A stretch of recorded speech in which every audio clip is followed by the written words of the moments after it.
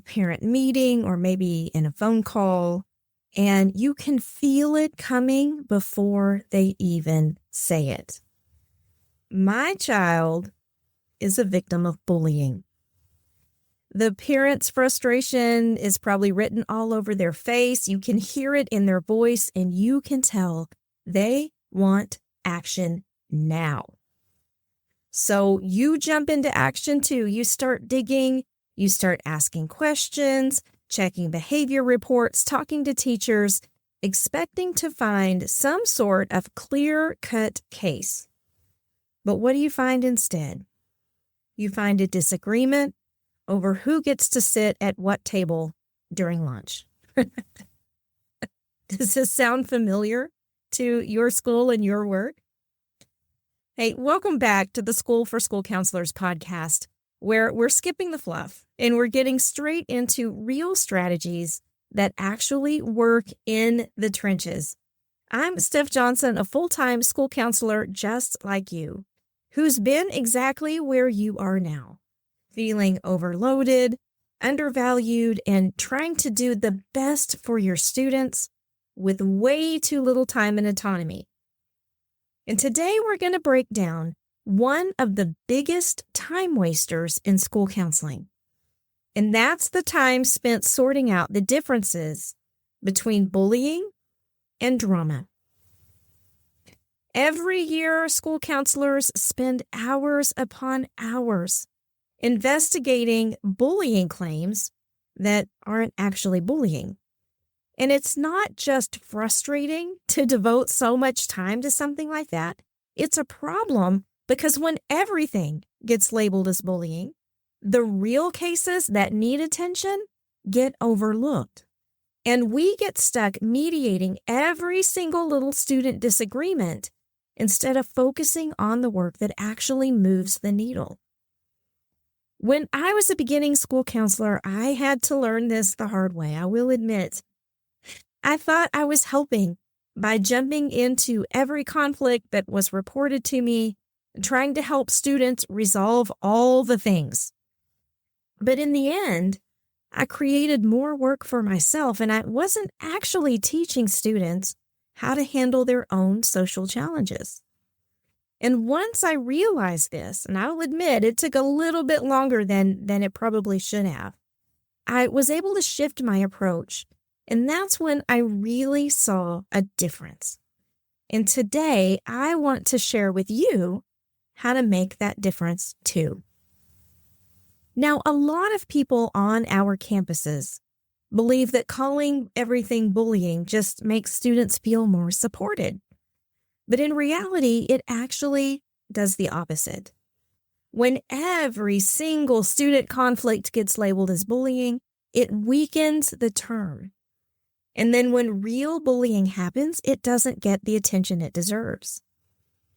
Let me tell you about a school counselor. She's theoretical, but I bet you probably know her pretty well. We'll call her Melissa. Melissa was drowning in so-called bullying referrals. She was handling dozens of lunchroom disputes, arguments over who said what, when, where, and why, and complaints from parents about social media drama that never seemed to end. But after months of these exhausting interventions, she noticed something really important. Her actual bullying cases weren't getting better.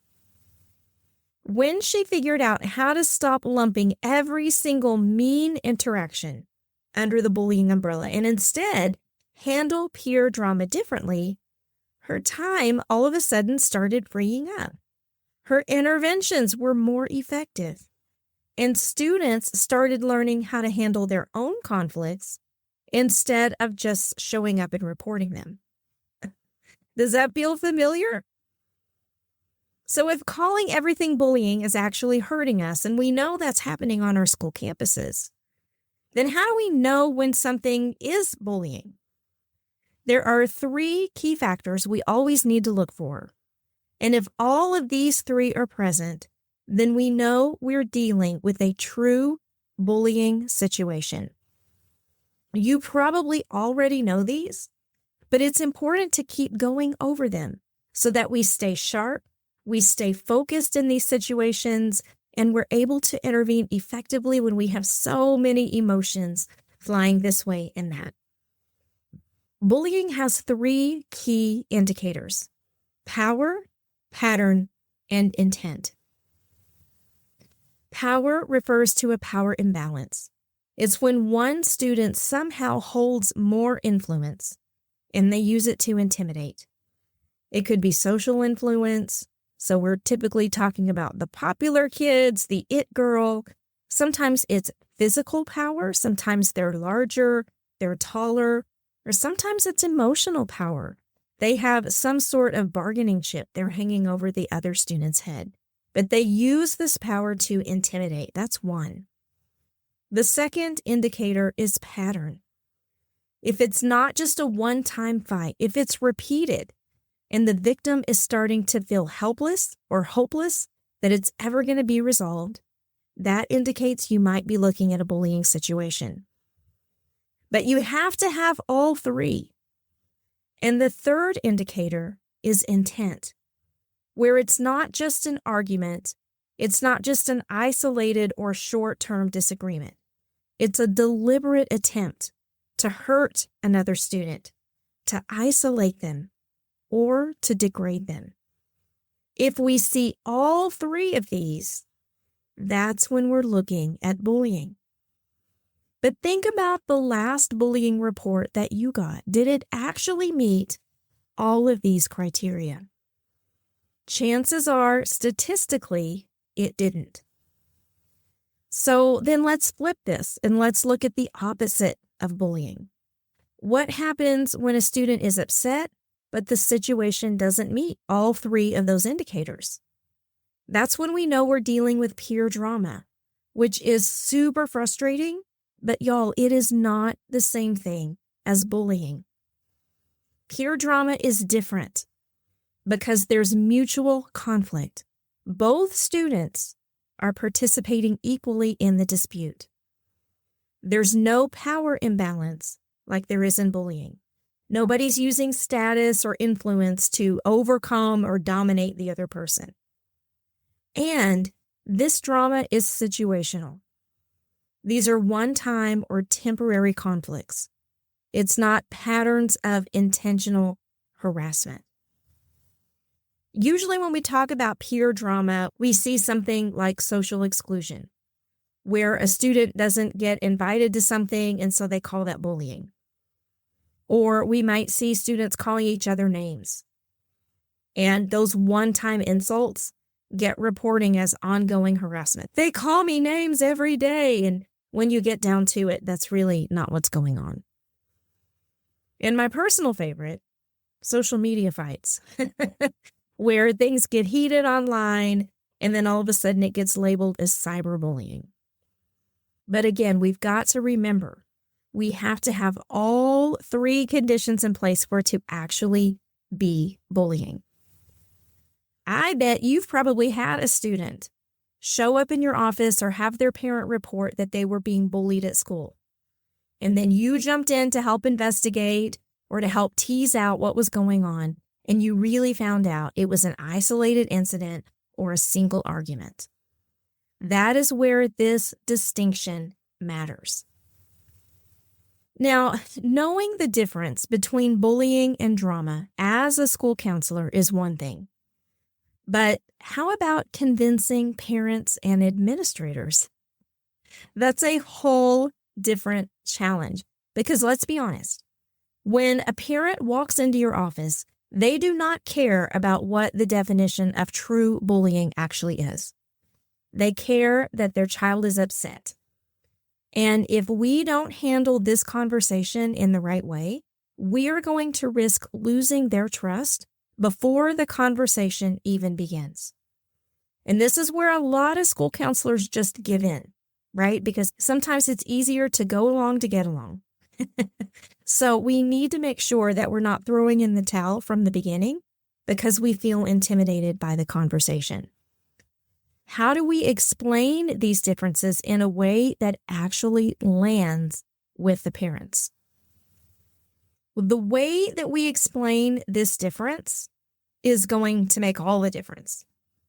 We can't say things like, well, this isn't bullying, because it sounds dismissive and the parent is not going to be happy with you. We can't say things like, well, this is just part of growing up. It's just going to be tough for a little while. That alienates the parent and their concerns for their kid. And we certainly don't want to say, there's not a lot I can do about this, because then that makes you look like you're powerless.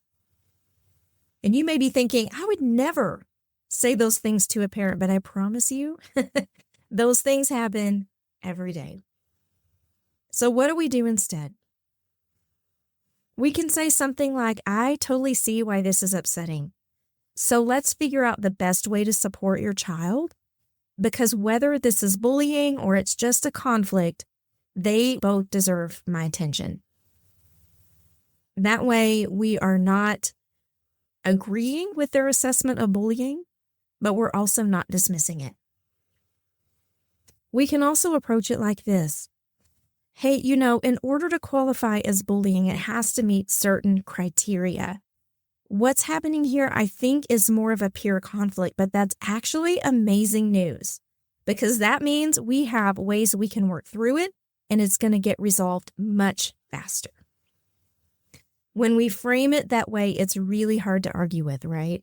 Nobody wants to say, the behavior doesn't match your definition, but I still know it's bullying, and I want this to take a long time and be really hard. Nobody's going to say that. Or you could just explain, hey, I hate that this is happening, and here's what I can tell you. I'm going to focus on giving your student the tools that they need to navigate these kinds of conflicts successfully. And so by the end of this thing, they're going to be feeling stronger and more confident for the next time they feel some conflict with someone else. Having words like this at the ready will save you so much stress in these conversations, because they don't require you to capitulate to the parent's demands. You're able to hold your ground, but also explain how and why it may not be bullying and how you're going to help anyway. So we've covered what bullying is and what it isn't, and we've talked about how to explain it to parents and administrators. But y'all, the story doesn't end there, because that's half the battle. The real question becomes, what do we actually do when these situations are brought to our attention? Let me walk through how we should respond, whether it's legit bullying or whether it's just pure conflict that needs a different approach. First, of course, we're looking for that power imbalance. If we have two students that have a disagreement over whose seat it is in the cafeteria, that's not bullying. But if one student always gets their way and the other one's afraid to speak up, then we've got a power imbalance. If you've ever dealt with a situation where one student was just way more socially dominant and the other student felt kind of powerless around them, that's when this step really matters. We've got to look for the power imbalance. Then we look to see, is this a one-time incident or is this a pattern? If a student gets called stupid once in an argument, it's mean, but it's not bullying. But if that changes, and then every day for weeks, there's a group of kids that whisper stupid every time that kid walks by, that becomes bullying. So we have to find out, has this happened before? How often has it happened? Third, is there an intent to harm? The goal of bullying is to make someone feel small or scared or powerless, but peer trauma is usually reactionary. They get mad at each other, they lash out, and then they move on somehow. It's kind of like two girls and a rumor. I'm sure you've never had that situation at your school, right? One student says, I can't believe you told everybody that. And the other student gets caught off guard and says, whatever, I don't even care. That's an emotional reaction, and it's not bullying. But if the same girl spread the rumor intentionally and maybe sends text messages or makes social media posts telling people to avoid her because of this rumor and sort of makes it their mission to isolate that student, that becomes bullying. So we really have to be intentional on spotting the differences. Is there a power imbalance? Is there a pattern? And is there intent to harm? Okay, so then now that we can spot the difference, let's talk about what to do next. Because how we respond matters just as much or even more as defining it in the first place. If we treat bullying like it's just pure conflict, we fail to protect the student that's being targeted. But if we treat pure conflict like bullying, then we escalate something kids could resolve on their own. So it gets dicey. We've got to make sure that we have the right read on the situation and then the right approach. Let's start with what to do when it actually really is bullying. There is a power imbalance, a pattern, and intent to harm. Of course, we're going to intervene immediately. We've got to stop the behavior before it escalates. We have to separate these students, make sure everybody feels safe, and we need to support the target. We need to create a safe space for them to be in when they're at school and provide some coping strategies to get through the situation. We also, after consequences are dealt out, and that is not in your wheelhouse, that needs to be your administration, we need to find out why the bully is engaging in this type of behavior. We need to get to the root of the issue so that we can help prevent it from happening again. And we need to involve staff and parents. We need a consistent, school-wide approach that translates to home. All right, so in addressing bullying, we're intervening, supporting the target, addressing the root cause with the bully, and we're creating a wraparound approach between school and home.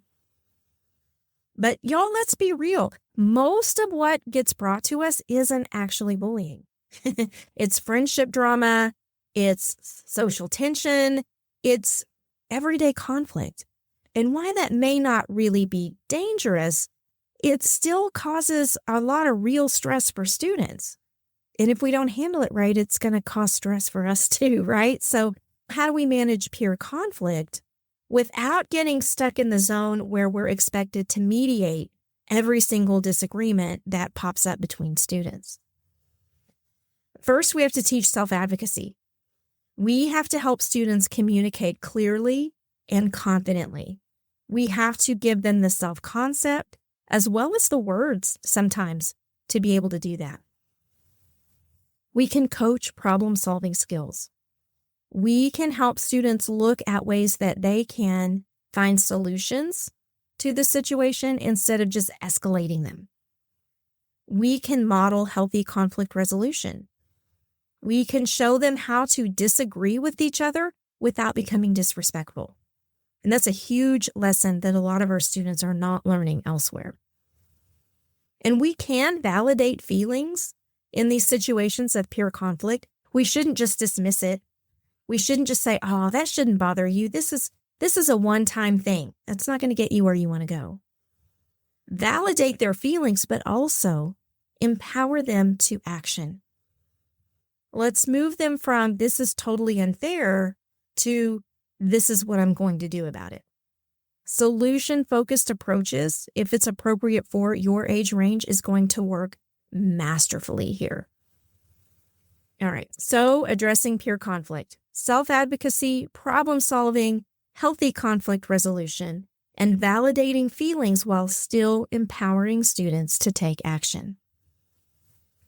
This is just kind of the first steps to addressing these situations. And I want to tell you, we talk about these kinds of things all the time in our School for School Counselors Mastermind. So if you want to dive deeper into these topics, if you want to get real-time, real-world insights into situations that are happening on your specific campus, in your unique circumstances, you need to look at joining us in the Mastermind. You can find out more at schoolforschoolcounselors.com/mastermind.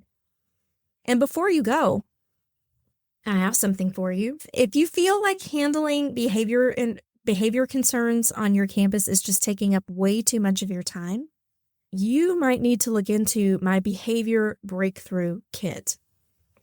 Now, we're just gauging interest in this kit, but it's looking like it's going to be a thing. It is going to be jam-packed full of ready-to-use strategies that help you to reduce disruptions, support students more effectively, and stop behavior issues before they start spiraling out of control. There are lots of things in here, but the things I'm most proud of are a new flowchart I just developed for next steps in behavior support, where you can literally start at the top of the chart and work your way through.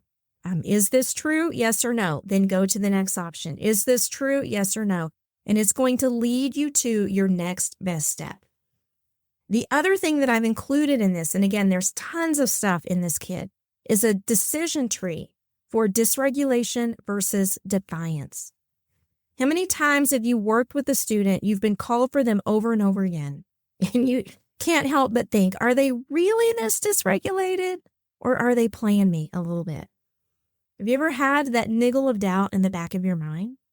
This decision tree is going to help you make that determination to the best of your knowledge. It's a fantastic resource. I've never seen anything like it anywhere else, and I'm going to include it in the Behavior Breakthrough Kit. You can find out about all the components in the kit by going and signing up for the waitlist. I will include a link to the waitlist in the show notes here, or you can go to the homepage, schoolforschoolcounselors.com, and at the very top, there will be a spot that you can click and enter your information so that you are the first to know when the Behavior Breakthrough Kit is released. All right, I know this episode covered a ton, but if there's anything I want you to take away from this episode, it's this: that when we define bullying correctly, it helps us protect the students who truly need our help. And that when we teach kids to handle conflict, we truly empower them for life. And as a bonus, when we can communicate these differences clearly, we're going to build credibility, not only with parents, but also with our administrators. So if this episode helped you clarify those differences, help me spread the word. You can share this episode with a school counseling friend who could use it. And you can also hit subscribe in your podcast player so that when the next episode comes out, and spoiler alert, the next episode is going to be focused on more behavior intervention tactics and strategies, you're going to be first in line to receive all the awesomeness. All right, I'll be back soon with another episode of the School for School Counselors podcast. And in the meantime, I hope you have the best week. Take care, my friend.